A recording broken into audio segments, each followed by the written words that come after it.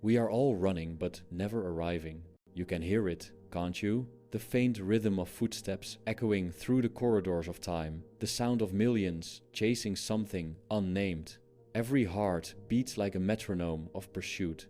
Every morning begins with a promise. Soon, soon you will reach it. Soon you will rest. Soon you will feel whole. Yet the horizon always withdraws, patient, mocking, eternally one step ahead. From birth we are trained in the art of chasing. A baby reaches for the mother's face. A child reaches for toys. An adult reaches for goals. A dying man reaches for one more day, always reaching, never arriving. Civilization itself is built upon this restless architecture, a grand theater of becoming, where every act promises resolution, but the curtain never falls. They told you life is about progress, about climbing, building, winning, expanding. But they never told you what happens when there's nothing left to reach for. They never told you about the silence that follows victory, the dreadful emptiness when the will has momentarily fed. For a moment, pleasure appears, shimmering like sunlight on water. Then it vanishes, leaving only the dull ache of what next. You call it ambition. I call it hunger without end. The truth is simple and cruel. You are not chasing happiness, you are fleeing boredom. The will inside you, that blind engine of striving, cannot bear stillness. It must move, must consume, must imagine new mountains to climb. It does not care for peace, it despises it.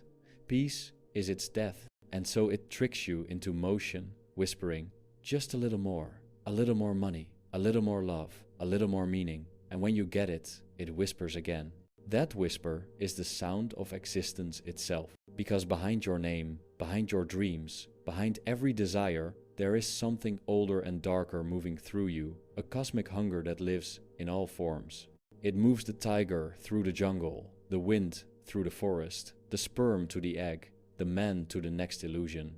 Schopenhauer called it the will, not your will, not mine, but the will, the blind striving that underlies everything. It does not think, it does not rest, it only wants, and you are its prisoner. You imagine yourself free because you can choose your cravings, but you cannot choose to stop craving. You can shift your focus from career to love, from love to wealth, from wealth to enlightenment, but the motion remains. You may exchange the bait, but the hook stays buried in your flesh. Every goal you achieve is just a pause, a brief suspension of the ache. The moment pleasure appears, time devours it. The moment satisfaction is touched, it slips through your fingers, and the chase begins anew. That is the essence of suffering, not pain itself, but the endless anticipation of its end. Look around. Modernity has turned this metaphysical disease into a global economy. We sell dreams of the next big thing because no one wants to confront the horror of stillness. Advertising is the new priesthood of the will preaching salvation through acquisition. Buy this, become that, upgrade yourself, ascend. The slogans change, the hunger remains. You think you are evolving, but you are only being fed new illusions to chase. The digital world amplifies the disease to a fever pitch. You scroll through images of lives you'll never live, faces you'll never touch, places you'll never see. You call it connection. It is comparison, the most efficient generator of misery humanity has ever invented. Each flick of your thumb is a small prayer to the God of not enough. Every like is a drop of morphine to ease the ache of meaninglessness. And yet, beneath the glass screen, the will hums on, unsatisfied. You may think progress will save you. It won't. The ancients prayed to gods. We pray to algorithms. Both feed on faith. Both promise transcendence and deliver repetition. The treadmill has only changed shape. It now glows in the dark and sells advertisements while you run. You believe you are chasing the future, but in truth, the future is chasing you, devouring you, second by second. You are merely trying to stay ahead of decay. That is why success never feels like victory. It is only a temporary ceasefire in the war against entropy. You say, I just want to be happy. But happiness is not a state. It is a symptom, the brief anesthesia that follows the scratching of an itch. As soon as the itch returns, you call it purpose. The cycle continues. Humanity does not live. It oscillates between longing and boredom. There is no rest in this machine. There cannot be. Because the will that drives it was born without reason and aims at nothing. It created you not to fulfill a purpose, but to perpetuate movement. The will is a fire that burns for its own sake, and you are its smoke. You can sense this truth in the quiet moments, when the world grows still and the noise fades. In that silence, something terrifying emerges. Yourself, not the version you perform for others, but the raw consciousness underneath, naked and restless. You will notice how quickly the mind rebels, how it reaches for distraction, how it clings to the next idea, the next goal, the next justification. The silence reveals the truth that the self is not a being, but a becoming. And to stop becoming feels like death. So you run, you keep running. You call it ambition, but it is fear in disguise. Fear of stillness, fear of insignificance, fear of the void. You build empires to avoid looking into the mirror of futility. You worship progress because you cannot bear the thought that all progress ends in decay. You call it hope. I call it denial, refined into ideology. And yet, there is beauty in this tragedy, because the moment you see the pattern, you stand slightly outside of it. The will continues to move, but you no longer mistake its movement for your purpose. You begin to observe it as if watching a storm pass across the sky. The clouds still rage, the thunder still roars, but you no longer run for shelter, you simply watch. This is not happiness, it is clarity. And clarity, though cold, is merciful. In that clarity, you begin to notice the absurd theater of the world. People screaming for meaning while dancing in circles. Motivational prophets selling purpose to the lost. Corporations rebranding emptiness as lifestyle. Spiritual teachers monetizing the illusion of awakening. The marketplace has replaced the monastery. The currency is attention. The product is illusion. You are told to manifest abundance, to think positive, to believe in yourself. But the self you believe in is itself a phantom, a bundle of desires wearing the mask of identity. You can spend your entire life chasing self-improvement and never meet the self at all, because the self is not a thing to be found. It is the very act of searching. That is the final joke of existence. The seeker and the sought are the same dream. Pause for a moment. Feel that ache in your chest, that silent anxiety that you cannot name. It is not a sign that something is missing. It is the sound of the will vibrating within you. The ache is existence itself, humming through your nerves. You call it longing, purpose, destiny. But it is only the music of being endless, unresolved, repeating. The will does not want peace. It wants intensity. It wants motion. It wants the thrill of reaching for what it cannot have. That is why love fades when it is returned. Why dreams lose their light once realized. Why satisfaction always tastes like ashes. The will's greatest cruelty is that it makes you suffer when you don't have what you want, and suffer again when you do. And so, humanity invents the next big thing, the mirage that promises deliverance. New technologies, new ideologies, new movements, new loves, new versions of yourself. Each one shining brighter than the last, each one fading faster. The treadmill accelerates, the crowd cheers, the soul withers. You were not born to be happy. You were born to hunger. Happiness is the brief silence between two desires. The will as tyrant. You feel it even now, that invisible master tugging the strings of your every thought. You think you choose, you decide, you desire, but beneath the theater of mind, there is a law older than your name. You must want. The will does not consult reason. It does not negotiate. It commands. You wake because it wills to wake. You eat, speak, work, love because it wills movement. When you try to rest, it pricks you with boredom, a quiet lash reminding you that stillness is rebellion. Look at history. Empires, wars, inventions, religions, all symptoms of the same sickness. Humanity cannot bear the void, so it fills it with purpose. The pharaoh builds pyramids to outlast death. The scientist dissects the stars to make sense of them. The lover writes songs to immortalize a fleeting touch. All noble on the surface, all tragic underneath, for every monument to meaning is built atop the fear of nothingness. The will is clever. It feeds on contrast.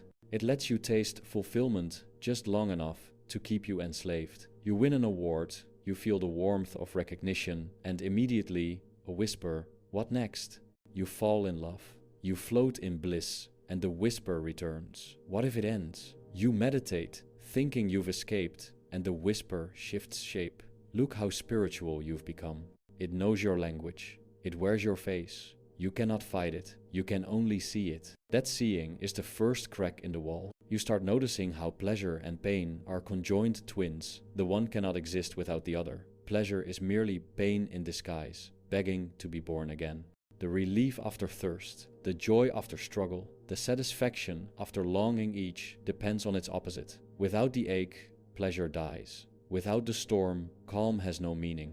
The will sustains this pendulum to keep you moving, because movement is its breath. Nowhere is this tyranny clearer than in ambition. Society applauds the ambitious as heroes, the restless as visionaries. But ambition is merely the will applauding itself. You grind, you sacrifice, you call it the hustle. But what you're really doing is feeding a parasite that grows stronger with every victory. The more you achieve, the hungrier you become, for success only sharpens the taste of absence. You scale the mountain, plant your flag, look around, and realize there's another peak beyond. The applause fades, the craving returns. And so, the man who once wanted little becomes the man who cannot stop wanting. He accumulates titles, possessions, lovers, and still wakes at night haunted by a silence he cannot name. Because no matter how much he acquires, the will remains unfulfilled. It is infinite, and therefore every victory is temporary. Pleasure, then, is not the prize, it is the bait, the momentary anesthesia between waves of pain. The body laughs, the soul exhales, and in that gap the will reloads. You think you've won something, but you have merely postponed the next demand. That's why every joy is shadowed by melancholy. Somewhere deep within, you know it will end. To live consciously is to watch this mechanism unfold in yourself. The awareness is painful. At first you see the trap and yet still participate. You know the next purchase, the next goal, the next relationship won't save you, but you pursue them anyway, because to do nothing feels unbearable. This is the human tragedy. To be intelligent enough to see one's chains and still be unable to remove them. Modernity has sanctified this tragedy. It calls it progress. The ancient tyrants ruled by sword and decree. The modern ones rule by desire. They do not command you to work, they seduce you into wanting. Every billboard, every screen, every voice says you could be more. And because the will inside you resonates with that call, you obey. You upgrade your devices, your wardrobes, your bodies, your identities. You turn yourself into a project under perpetual construction, mistaking exhaustion for evolution. Even rest has become performance. You travel not to escape, but to post. You meditate to improve productivity. You sleep with an app measuring how well you surrender. The will laughs quietly, pleased that even your rebellion serves its purpose. You might think that love is different, that in love you transcend the self and find union. But love is the will at its most cunning. It promises salvation through another person, yet what it truly seeks is continuation of itself. The lover does not want peace, he wants to merge, to possess, to create life, to perpetuate the striving. The brief ecstasy of union is the will celebrating its own replication. Afterwards, it turns to jealousy, longing, loss, new forms of motion. And so, even the most tender kiss is a spark struck from friction.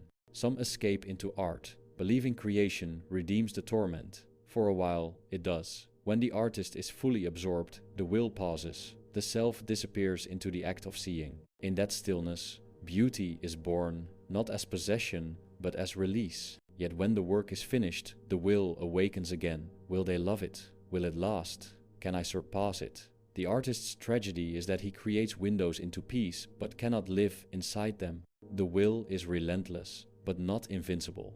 It can be observed. When you step back far enough, you start seeing it not as your demon, but as the pulse of the universe itself.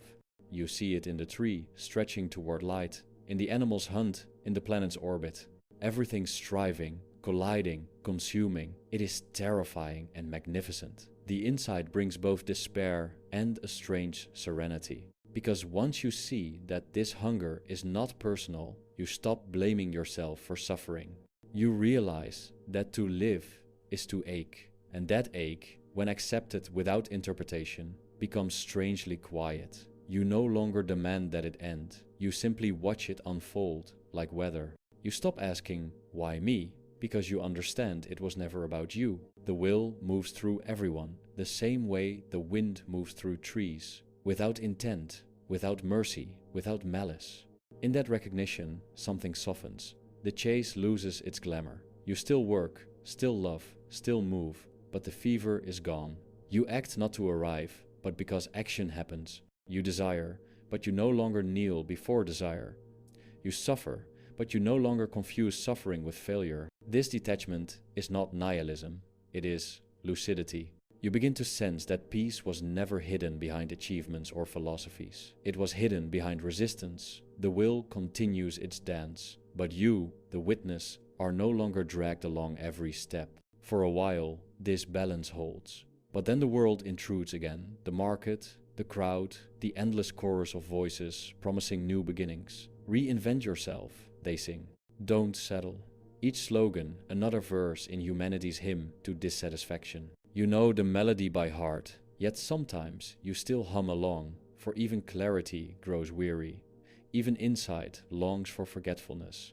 That is why enlightenment can never be permanent. To live is to fall asleep to truth and wake again in delusion. The rhythm itself is existence. The goal is not to escape it, but to see it without hatred.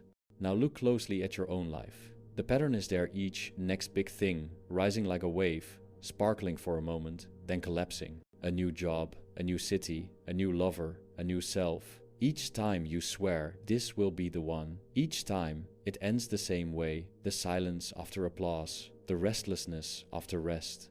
You are not failing, you are fulfilling the law of being.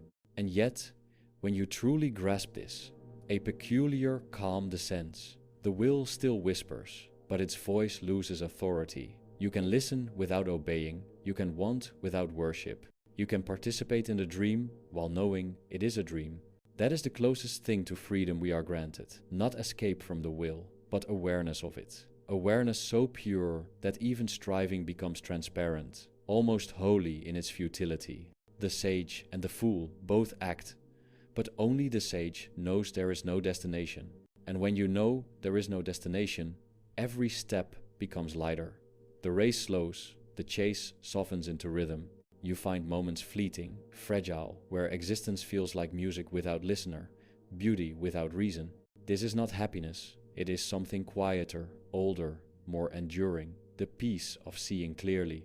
You begin to see that the world itself has been arranged to protect the will from silence. Our cities are temples of distraction, each street a prayer to becoming. Billboards, screens, and voices converge in one chorus. Keep moving. Stillness is treated like death because it threatens the economy of desire. If the masses were to stop wanting, even for a day, the machine would tremble. The marketplace is the modern metaphysics. Here, salvation is not promised in heaven, but in the next upgrade, the next experience, the next version of you. Each advertisement is a miniature sermon preaching redemption through consumption. You deserve this, it says. You've earned it. But the subtext hums beneath. You are not enough until you have it. The will smiles behind the glass display, knowing it has dressed its chains in silk. You call this freedom of choice, but it is merely the privilege of selecting your own illusion. You can choose which brand of emptiness to purchase, which identity to rent.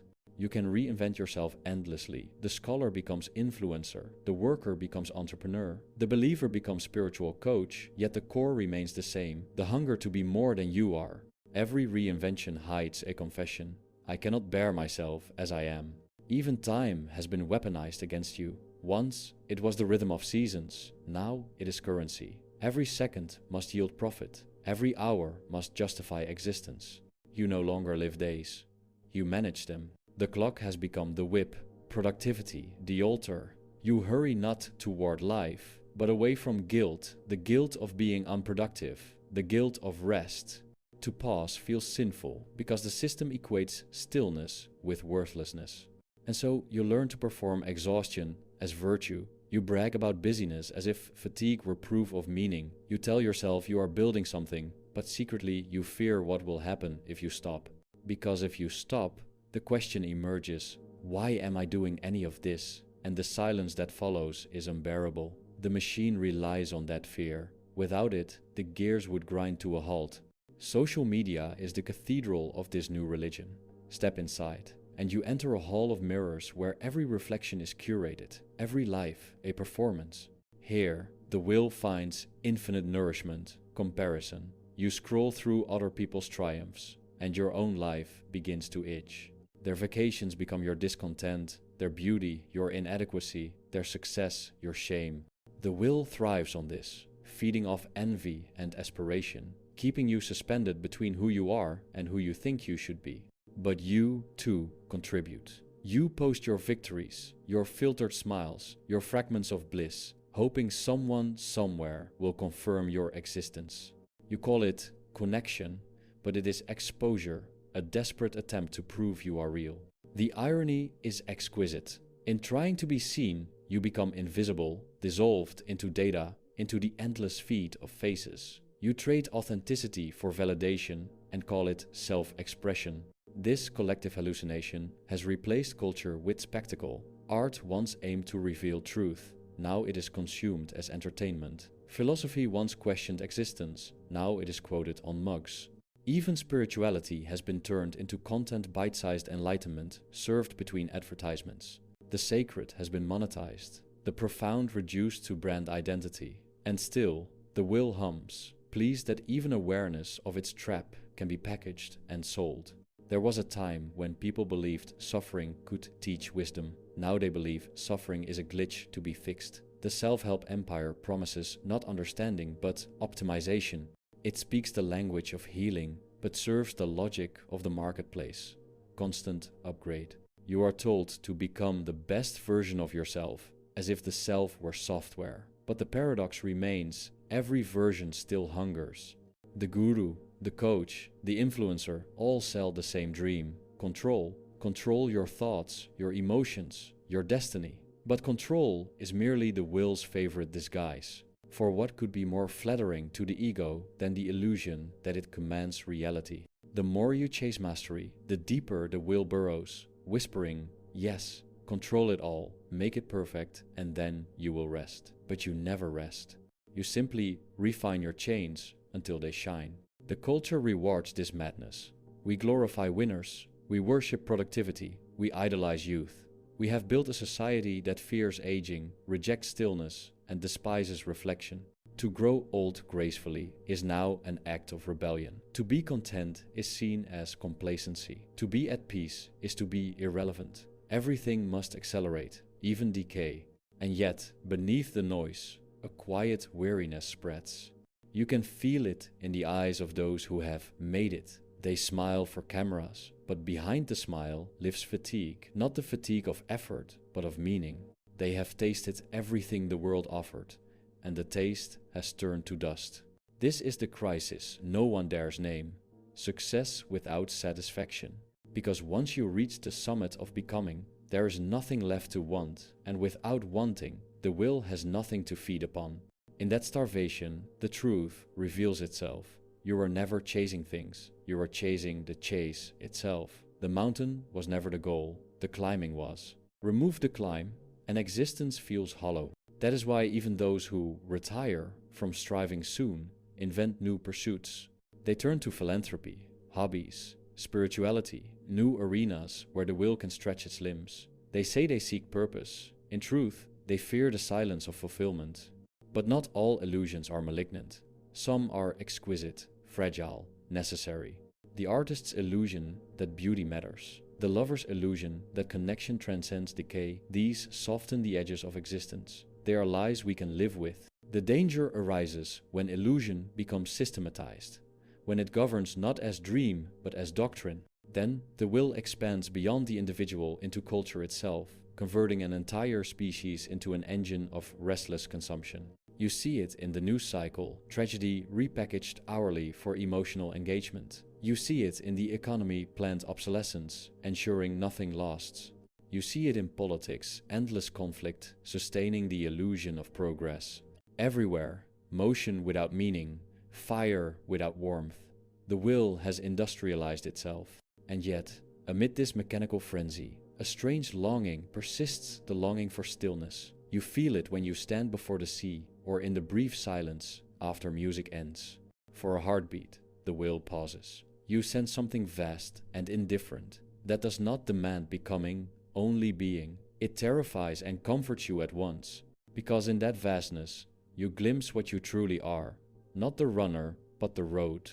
Not the seeker, but the field through which the search moves. This glimpse does not last. The phone vibrates, the to-do list calls, and you are pulled back into the carousel. But the memory of stillness remains, like a dream half remembered.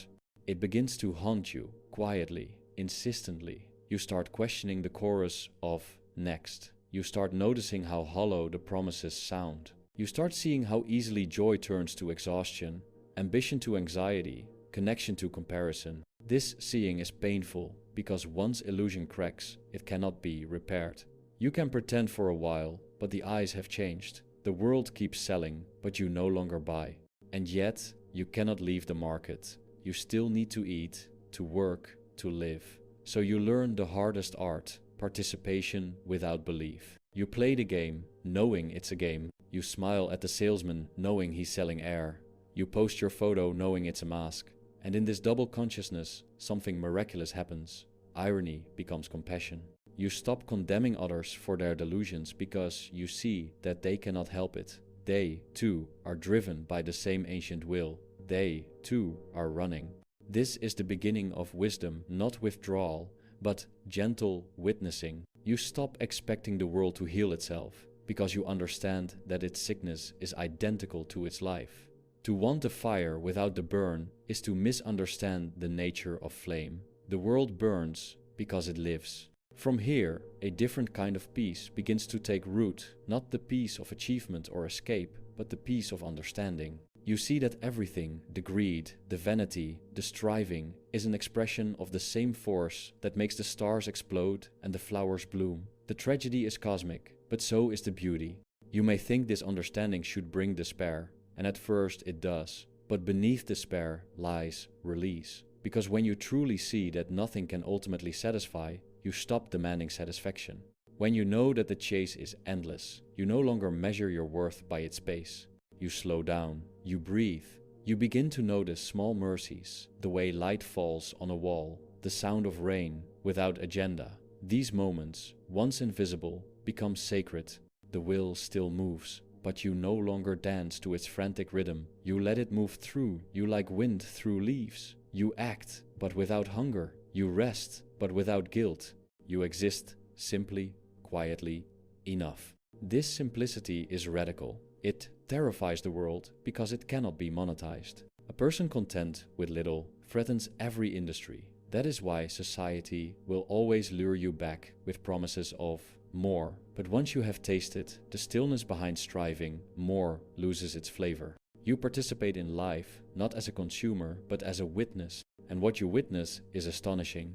Beneath the noise, existence hums in perfect indifference. The same force that drives galaxies drives your pulse. The same futility that ends stars ends you. And in that sameness, there is a strange comfort. The comfort of belonging to something vast, something that asks nothing, promises nothing, simply is.